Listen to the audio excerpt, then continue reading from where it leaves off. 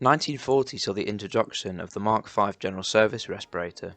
A somewhat cumbersome design and impractical for the modern battlefield, the General Service Respirator featured a black rubber facepiece with a hose attached to a separate box filter, which was then stored in a haversack worn on the chest, restricting movement and making tasks like lying in the prone position difficult.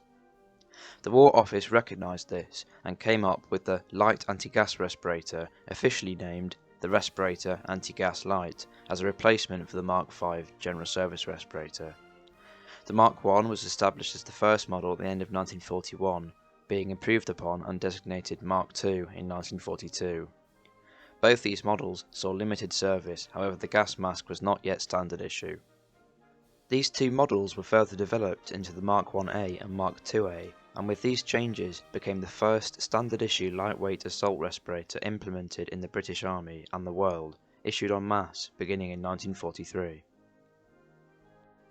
It is important to understand three terms used in this video: facepiece, rubber mask, and valve holder. The valve holder and rubber mask should be viewed as two individual components, as they both have their own variants and stampings. A facepiece, gas mask or respirator is a collective word for both of these parts after they've been assembled. The Respirator Anti-Gas Light had a series of 8 marks: 1, 2, 1A, 2A, 3, 3A, 4 and 5, and after the Second World War marks 6 and 7 were introduced. These marks can be identified by finding and pairing a letter L and a number from 1 to 3 on both the rubber mask and valve holder. The larger the number, the newer the variation of either part. Both components and their iterations are vital to understand what mark your facepiece is. Different models of different masks have slightly different designs and features, improving slightly each time in ascending order of marks 1 to 7. I have found a helpful table on an online forum that allows you to match up the valve holder and rubber mask designations to identify the model of respirator you own. Everywhere, it even comes to bed at night. It's been a real good pal to me, I must confess, and helped me out of many a mess. My sister had a lot of socks to mend, so she gave me... My mask is stamped with L2 on the inside of the rubber mask, just below the reinforcing beams, and L2 embossed on the valve holder. This makes it a Mark IIA. The Mark IIA mask features thinner rubber than earlier designs, somewhat similar to the Mark V General Service Respirator. The L2 rubber masks were made in normal sizes only, meaning that the older L1 style, used on the Mark I and Mark 1A, was kept in service. The Mark IIA mask features 2 supporting beams at the top of the interior and a flat valve holder with a depression in the middle to allow a radio microphone to be pressed against it whilst worn. Many of the light anti-gas respirators which were not used during the war were re-stamped and reissued to the Danish Armed Forces and the Danish Civil Defence Corps. Evidence of this can be seen on many Mark IIA masks, as this was the most commonly produced variant in the war. Of the tide, well, I did what I could with my gas mask. To see old Epstein's Adam in the nude, I once thought I'd go with me Aunt Ermintrude. And when she sniffed and said, "Phew, how very rude," still he knows what to do with his gas mask. For years I've courted Annabella Price, and always found her just as cold as ice, until one night the lass forgot her ma's advice. Then I did what I could with me gas mask. Accessories carried alongside the light anti-gas respirator include anti-gas eye shields, anti-dimming agent, anti-gas ointment and cotton waste. These were stored in the haversack, which was then worn on the left hip just below the belt, with a shoulder strap or attached sideways onto the belt itself.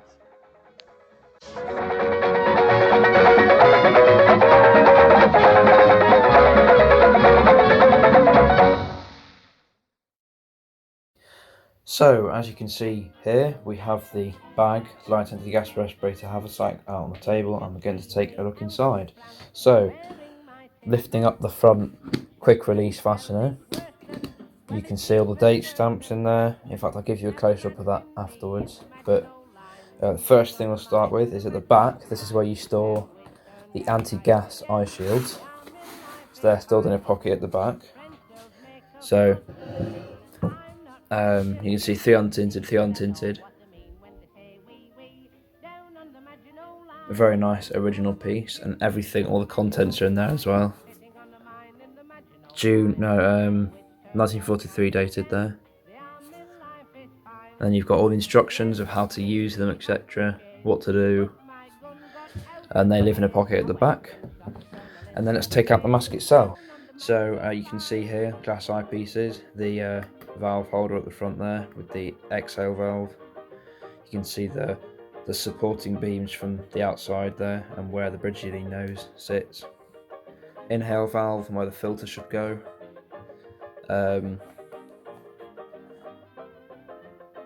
Made by Avon Indian Rubber Company, 6th 43, so that's June 1943. The rubber is a lot thinner than the early designs, more like the Mark V General Service Respirator as mentioned in the video. There is some markings at the bottom of the mask here. It says 7th of January 1944, so I'm not sure what that means.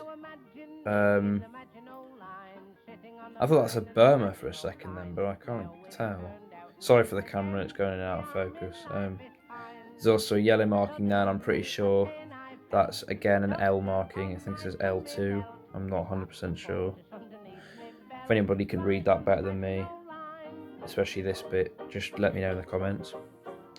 And then on the inside, you can see where the harness there, and then you've got again the exhale valve, inhale valve, some padding on the side here.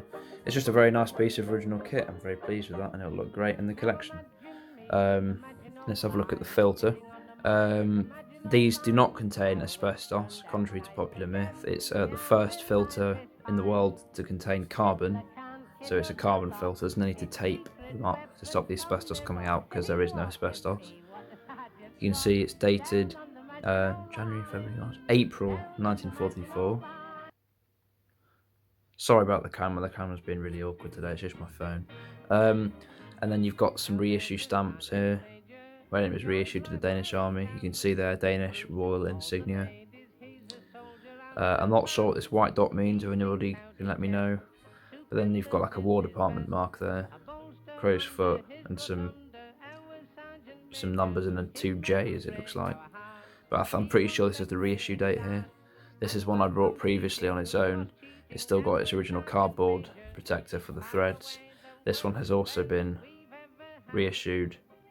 I'm pretty sure that means 1954 that it's been reissued, whereas this one, oh, it says 54 as well. I'm not sure. Again, it's got the white stamp, and it is also dated for 1944. Another piece of evidence for the reissue. This came in the bag with the mask, so I'm not going to attempt to read any of that because I can't read Danish, but it's dated June 1967. So this is an instruction manual for the mask, but it is all in Danish. So yeah, I would not know what I was talking about. The only thing that can indicate what the words are talking about are the pictures, but obviously talking about how to wear the mask, etc. There is one more accessory. There is the anti-dimming agent. This is my only other accessory that's with the mask. Anti-dimming outfit, and it just has the instructions. One side has the horrible liquid stuff that you rub on the lenses. The other side has got the cloth. So that's just stored in a little cylindrical tube. And then the bag itself, the bag is very nice, very nicely marked. You can see it's dated January 1944 there. You've got lots of markings, however they all overlap each other, it's almost quite hard to see. And then there is also the Danish reissue mark at the top there, look, CF and the crown. And then there is some yellow writing underneath everything, but you can probably just see a bit of yellow there, but it's so overlapped it's kind of hard to read. But then I think the actual bag and strap do go together, they are a pair, and the strap is dated very nicely stamped.